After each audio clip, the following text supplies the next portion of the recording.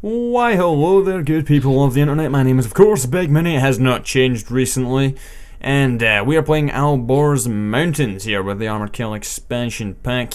And I'm going to take your questions today. I asked you guys to give me a crap load of questions on Twitter. If you don't follow me on Twitter, then there'll be a link in the description as always.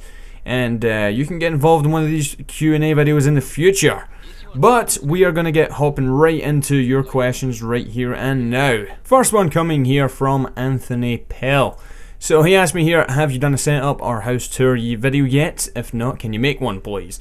I've actually done two in the past, but they're pretty old now and the camera quality is pretty damn awful. And as you know, I do have my own camera now. I have a pretty decent little camera there, and plus I've got my Samsung Galaxy S2 there, which got a decent little camera on it. So yeah, I think I might do another setup video, but only once I am fully set up with the new computer and all the rest of it. Because what's the point in making a setup video if I'm about to change everything about my setup, really? Well, basically what the actual main thing is, the computer, obviously. But yeah, I'll do another one of those, I think, once I am fully set up and stuff. Second one here is from Nox283, who asked me, what is better, bacon or boobs? And yes, this is a very serious question.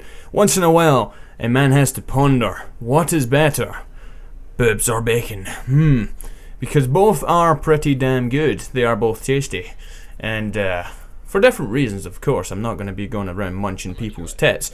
But that's a hard decision, that one, actually. How about, like someone else says, boobs with a bacon bikini on there? That would be pretty nice. I would like to have a shot of that. But such question is too difficult to make a decision on, because both things are pretty damn epic. Next one here is from the Moose, and he asked me, what is it that made me start doing commentaries? Well, I think I've answered this one before, but I'm not sure, so I'll answer it again. Right, so basically, 3 years ago, I just left school, and I was going to go into the Royal Navy, so I had a lot of, basically this big portion of time where between me leaving school and me about to join into the Navy, I obviously later decided I didn't want to do that, but I was basically bored out of my tits for all this amount of time. As some of you probably know, being unemployed and not having anything to do with your time, it's boring. It's very, very, very boring, and I like to keep myself busy. So I saw some people making videos on the internet, people like Blame Truth and stuff like that. You know, the early sort of guys that were making videos on games. It was Call of Duty 4 at the time, but on games in general. And I was looking at that and I was going, I can do that. How difficult can it be, talking? Because I knew that I was already pretty decent at the games. I'll try to be a bit modest about it, but yeah, I had the ability, so I just had to apply basically the talking part to it, which it was a bit more difficult to do than obviously playing the games. Because doing the commentaries themselves, for people that haven't experienced this, they are more difficult than they seem. You can't just talk and talk and talk and talk and talk and people will just listen. You need to try and be relatively entertaining, which I still don't get why I have all of these people, but yeah, you guys are here and I'm gonna make videos for you if you want to do that. But anyway, yeah, basically I just saw what other people were doing, thought I could do that as I smash into a tree because I'm so good at flying. I have a few of those deaths in this game here.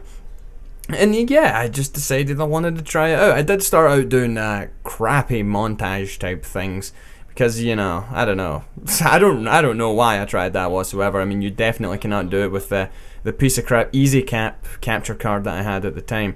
Captures in standard def, of course, and it looked as if you videoed it with your phone, or I don't know, tried to transmit the video via telepathic brainwaves or something, because it looked fucking awful. It was all over the place.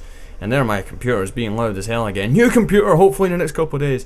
Yeah, so that's why I started making videos, because I was bored out of my tits. From Wilku here is asking me, are you going to be buying FIFA 13? Well, like I asked in Twitter when I was asking you guys for questions, I was going to play some FIFA 13 demo. I just came off of it just there. And the answer to that is yes, I've got it on pre-order. Because, I buy the FIFA games. I love the FIFA games. I'm a massive football fan, and FIFA is my thing. And he's asking, has it changed very much? I think it has, actually. Look at my luck here as I come around the corner and a tank's right in front of me. I think it has. It's changed the feel of it. It's completely different. They've really upped their game and the way that the game actually plays. Now, of course, people, you look at the footage and you go, this just looks exactly like last year. And it's like, well, how much can you possibly do with a football game, with a sports game? It's hard as if you can just introduce dinosaurs and all sorts of like random things in there, like, oh, you can score a goal and nuke a whole stadium, because that's, what they do in professional football. And, well, yeah, it's a fun game. I mean, the feel of it is different with the whole first touch dynamic to the game now. And I'm really enjoying playing it, and I'm really looking forward to it coming out. And of course, there's also the updated rosters and all the rest of it, but that comes standard to new sport game releases. And for the people that were asking if I might be doing FIFA videos on the second channel that I'm going to make, the answer to that is maybe. We'll see. I might do some stuff playing against you guys.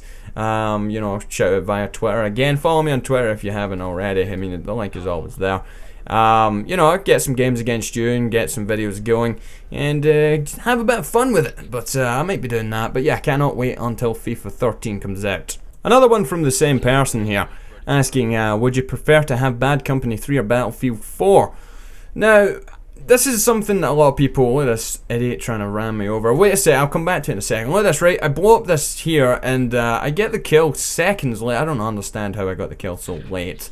But moving forward here, I'm just running down the hill. That guy decides to throw up a little message up in the chat box for me, and he's like, yo, imagine using the RPG on a soldier, you could only kill me by doing that. I shot down your chopper and it flattened you or something. I mean, I don't know what the fuck you're talking about. But yeah, would you prefer Bad Company 3 or Battlefield 4? It's, that's an interesting thing to think about.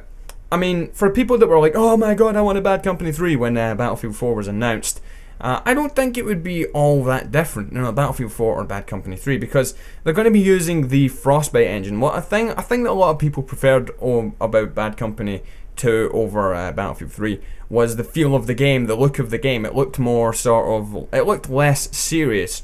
Now, that's obviously with the older sort of version of the Frostbite engine. Now they've got Frostbite 2, so it's going to look and feel like Battlefield 3 anyway if they make a Bad Company 3. That's the way that the Battlefield games are done now. And did I just let that guy run past me right into that tank? That was not a smart move. I think we do take him down again here anyway.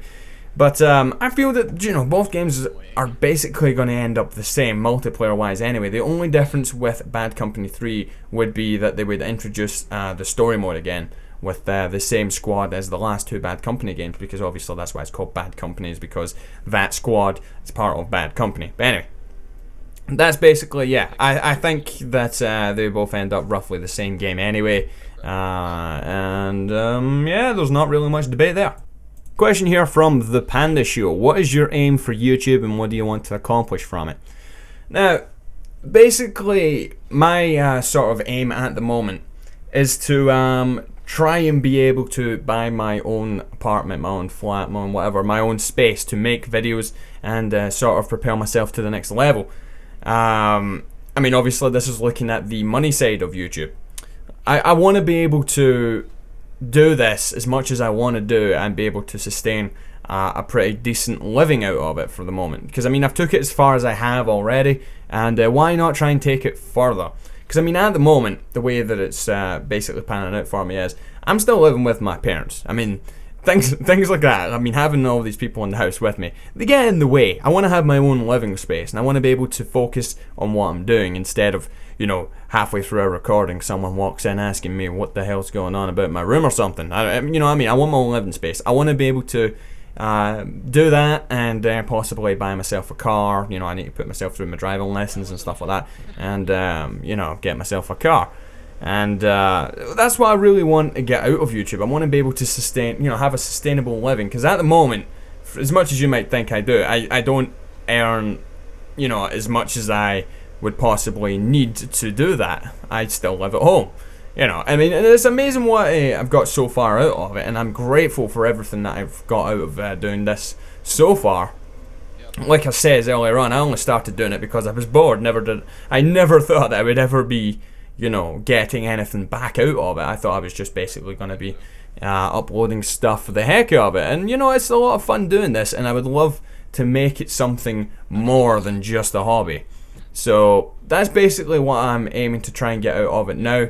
Not just, you know, make it into a sustainable job, but to have as much fun as possible while doing that. And yeah, I think that would be amazing. And like this little tank streak I get just here where I just roll up and murder everyone. And that was pretty nice, that little bit there. Quick one here from Dares AFC. What type of music do you like? Well, I'm into a lot of different music, but my favourite band is Foo Fighters, followed by Queens of the Stone Age. So you could say that I do like my rock music and stuff like that.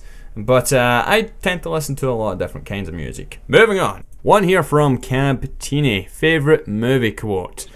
Well, I don't know if I've got an outright favourite, but one that jumps to mind is from Glorious Bastard when they go into the movie theatre and Hans Landa confronts the bastards, and they're supposed to be undercover as Italians, and basically the first thing that Brad Pitt says is "Buongiorno" in like the most American accent ever. And I just thought it was absolutely fucking hilarious. So that's one that jumps to mind. But I don't have some big, massive, epic quote for you. I'm not a very quotey type of guy, if you want to say that. I don't know. I don't sit and quote films all day. But yeah, that bit's rather funny.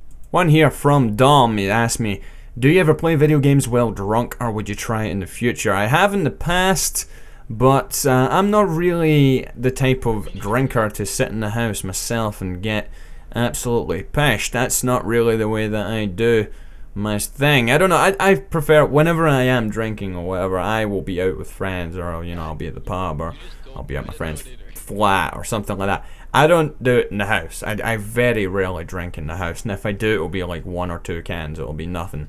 So no, I don't really play games when drunk. I don't know, I just don't like drinking in the house. I just don't see a point to it, really. I mean, yeah, I'm just gonna end up killing myself very, very, very slowly by doing that. But yeah, I don't really drink in the house very much, even though some people have been pushing to get drunk live comms and stuff like that. I'm sorry, I did one in the past. It was rather embarrassing, so I may just avoid doing that ever again. Sorry to disappoint. Maybe that's a second channel idea. Nah, I don't think I'm gonna do that. Moving on. One here from Gentleman Gamer. How would you fix / nerf the horrendously unbalanced rush mode in Armored Kill? Right, I gave this a little thought, and basically the way that I see it is take away the parachute, the spawn point on the AC130. There's no point in having that on there. I mean, that works perfectly fine for Conquest mode. I mean, I have no issue with that with Conquest mode, and I have no issue with the AC130 in Conquest mode either. It's just in rush mode, when they can get to your MCOM stations before you can, that's just retarded. I don't understand why that would be the case. Now, another way to possibly balance it, even if, look at that, take out chopper long range, I like that one. I actually get a triple, but it only gives me a double. I don't understand that. But, yeah, a way to do it would be, if you let them have the spawn drop, take away possibly all of their vehicles. Spawn the defenders next to the MCOM stations and take all the vehicles away from them. That way they're just dropping right in on top of the MCOM stations. The only vehicle they have in support is an AC-130 gunship, which is a fucking huge help anyway, so you don't need a tank. You don't need a tank if you've got a flying tank. Come on. So, yeah, that would be a possible way of balancing it. Either take away the spawn capabilities on the AC-130 and possibly take away... you could probably even just take away the AC-130 altogether. I think that would work just fine, but... if they're adamant on keeping it in there are ways that they can balance it. One here from Justin Coe asking, how did the ninja stab motherfucker thing come about? Basically, I made one of those random crap videos. If you've never watched the random crap videos, search it on my channel. Some of them are pretty funny. But yeah, basically just for one of those videos with the short clips and stuff like that. They were just short fun clips.